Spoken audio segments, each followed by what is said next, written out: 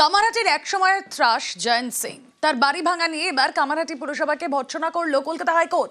চারতলা বাড়ি ভাঙতে বাড়তি সময় চেয়ে আবেদন করে কামারহাটি পুরসভা, যা খারিজ করে দেন বিচারপতি গৌরাঙ্গ কান্ত।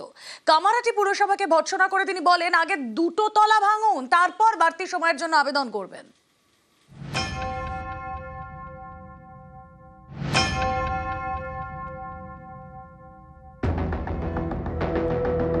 4 সপ্তাহের মধ্যে ভেঙে ফেলতে হবে জয়ন্ত সিং এর বেআইনি বাড়ি। গত সোমবার কামারহাটি পুরসভাকে নির্দেশ দেয় কলকাতা হাইকোর্ট। 4 তলা বাড়ি ভাঙতে বাড়তি সময় চায় পুরসভা। কারণ হিসেবে তাদের বক্তব্য, বিশাল 4 তলা বাড়ি ভাঙার মতো নাকি পরিকাঠামো কামারহাটি পুরসভার নেই। এ নিয়ে তারা কলকাতা হাইকোর্টে আবেদনও করে। বৃহস্পতিবার শুনানি হয়। কামারহাটি পুরসভাকে ভৎসনা করে বিচারপতি গৌরাঙ্গ কান্ত বলেন, আগে কিছু পদক্ষেপ করুন, অন্তত দুটো তলা ভেঙে আসুন, তারপর বলুন ভাঙতে আরো 2 সপ্তাহ সময় লাগবে। আদালতকে দেখান আপনারা অবৈধ নির্মাণ ভাঙতে উদ্যোগী হয়েছেন, তারপরে বাড়তি সময় চেয়ে আবেদন করবেন। কোর্ট তিনি যার নির্দেশ দেবেন সেই নির্দেশ মতোই আমাদের চলতে হবে বা সেই নির্দেশ মতো কাজ করবে। তো আমরা চেয়েছিলাম এই কারণেই যে একটা বড় বাড়ি, সেটা একটা সময়টা বেশি লাগারই কথা, কারণ এখনও কাকে দিয়ে ভাঙবো কাকে দিয়ে ভাঙাবো, যেহেতু আমাদের ইনফ্রাস্ট্রাকচার নেই, সে কারণে আমার চিন্তা হচ্ছে যে সময়টা একটু বেশি লাগবে। সেই কারণে আমরা আবেদন করেছি আমার কিন্তু করতে হবে, কোর্টের নির্দেশ, সেটা নিশ্চয়ই করতে হবে আর করব। জয়ন্ত সিং এক সময়ের কামারহাটির ত্রাস। মা ও ছেলেকে মারধরের ঘটনায় গত বছরের জুলাই থেকে জেলবন্দি। এই জয়ন্ত সিং এর বিশাল বাড়ি রয়েছে আড়িয়াদহে, প্রায় 6 কাঠা জায়গা জুড়ে। পুকুর ভরাট করে জমি দখল করে তৈরি হয় এই বেআইনি অট্টালিকা। এ নিয়ে জল গড়ায় কলকাতা হাইকোর্টে। সেই মামলার শুনানিতে সোমবার বিচারপতি গৌরাঙ্গ কান্ত নির্দেশ দেন, 4 সপ্তাহের মধ্যে বেআইনি বাড়ি ভেঙে ফেলতে হবে। তিনি বলেন, বেআইনি বাড়ি ভেঙে বরং খেলার মাঠ করা হোক। হাইকোর্টের এই নির্দেশ শুনে আড়িয়াদহের অনেকে মিষ্টিমুখ করেন। আতঙ্ক থেকে বেরিয়েছেন? হ্যাঁ, অবশ্যই আতঙ্ক থেকে বেরিয়েছি, কারণ আমাদের কোর্ট আমাদের ঠিকঠাক বিচার দিচ্ছে, পুলিশ আমাদের সহায়তা করছে। গত বছরের জুলাই থেকে জেলে আড়িয়াদহের জয়ন্ত সিং। গ্রেপ্তারির পর থেকেই প্রকাশ্যে আসতে থাকে জয়ন্তের হাড় হিম করা একের পর এক ভিডিও। অভিযোগ, আড়িয়াদহের তালতলা ক্লাবে বিচার সভা বসত জয়ন্ত এবং তার সাগরেদরা। তারপর জয়ন্তের বিধান মাফিক শাস্তি দেওয়া হতো। জয়ন্ত এতটাই বেপরোয়া ছিল যে আগ্নেয়াস্ত্র নিয়ে ক্যামেরার সামনে পোজ দিত।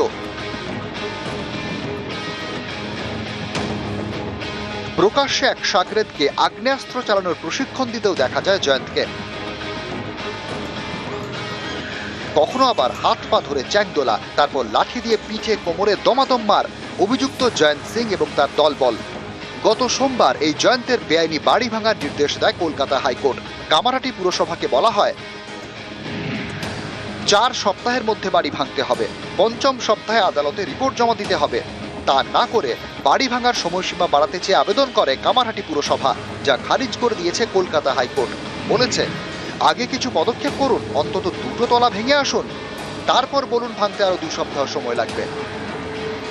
নিউজ 18 বাংলা।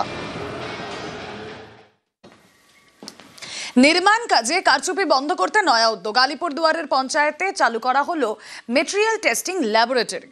এখানে সরকারি কাজের নির্মাণ সামগ্রীর গুণমান পরীক্ষা করা হবে। সেই পরীক্ষায় পাশ করলে তবেই কাজের ছাড়পত্র পাবে ঠিকাদার সংস্থা।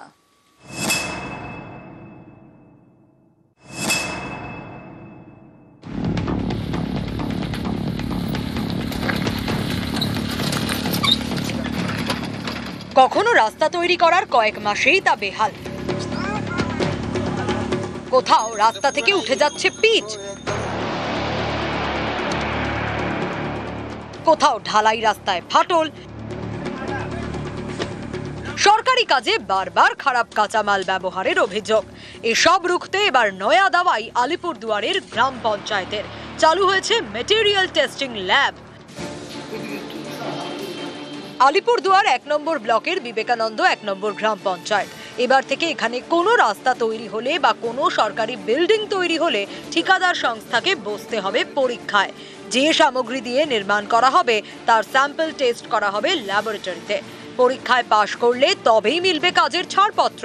কাজ শুরুর পর সন্দেহ হলে ফের স্যাম্পল টেস্ট করতে পারে পঞ্চায়েত। ম্যাটেরিয়াল টেস্টিং ল্যাব হচ্ছে, পানীয় জল পরীক্ষা করা যাবে, ইট, বালু, পাথর, সিমেন্ট, এবং আমাদের যে গ্রাম পঞ্চায়েত এরিয়ায় রাস্তাঘাট হয় তারও বালু, পাথর, সিমেন্টের টেস্টিংটা হবে। ঠিকাদাররা অনেক দূর থেকে গিয়ে মানে রিপোর্টটা করে নিয়ে আসতো। এখন আশা করি যে কোনো জিপির থেকে আসুক, যেখান থেকে আসুক, আমাদের গ্রাম পঞ্চায়েতে এই টেস্টটি তারা করতে পারবে। বিবেকানন্দ 1 নম্বর পঞ্চায়েতে চালু হয়েছে ল্যাবরেটরি, রাখা হয়েছে টেকনিশিয়ান। যে সমস্ত রাস্তাগুলো গ্রামে এখন নির্মাণ হচ্ছে সেই সমস্ত রাস্তার যে মেটেরিয়ালগুলো ইউজ হয়, যেমন সিসি রোড বা সিসি ড্রেন যেগুলো হচ্ছে, সেগুলোর মেটেরিয়াল টেস্টগুলো হবে। মেটেরিয়ালটা কতটা উপযুক্ত সেই কাজটা করার জন্য সেই টেস্টের রিপোর্ট এখান থেকেই পাওয়া যাবে। এছাড়াও যে সমস্ত টিউবওয়েলগুলো বোরিং করা হচ্ছে সেই সমস্ত টিউবওয়েলের জল কতটা গ্রহণযোগ্যতা থাকবে সেটাও এখান থেকে টেস্ট করা যাবে।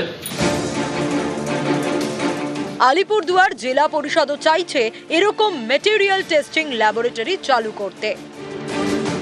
আলিপুরদুয়ার থেকে রাজকুমার কর্মকার, নিউজ 18 বাংলা।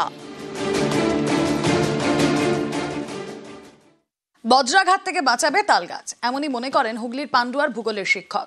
তাই 22 বছর ধরে বসিয়ে চলেছেন একের পর এক তালগাছ।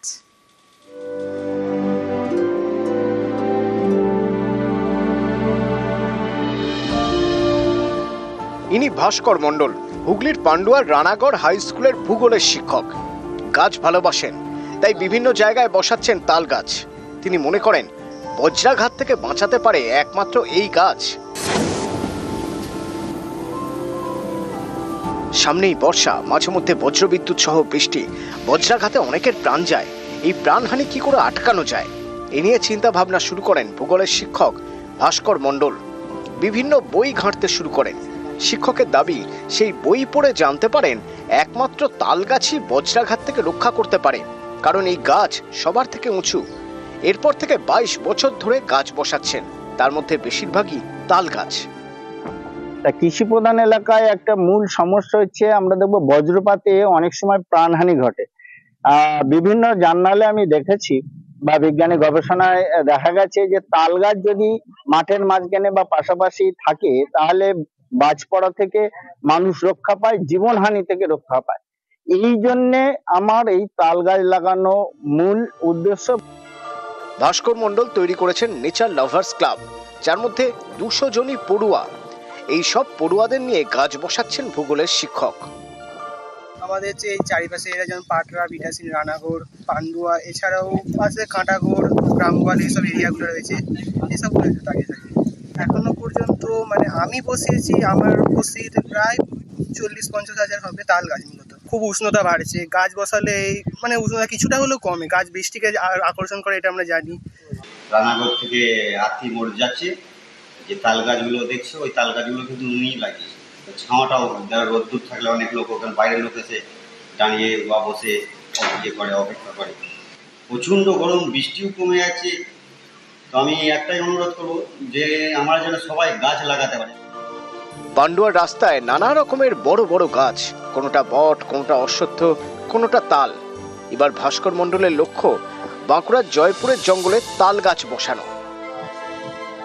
বজ্রপাতের যে পরিমাণে মৃত্যুর সংখ্যা বাড়ছে, সেই মৃত্যুর সংখ্যা কমাতেই এগিয়ে এলেন পান্ডুয়ার ভূগোল শিক্ষক ভাস্কর মণ্ডল। তিনি ওনার স্কুলেই ছাত্রছাত্রীদের নিয়ে এলাকায় বিভিন্ন জায়গায় তিনি তাল গাছ বসাচ্ছেন। এই তাল গাছ বসানোকেই স্বাগত জানাচ্ছে এলাকার বাসিন্দারা। পান্ডুয়া থেকে সোমনাথ ঘোষ, নিউজ 18 বাংলা।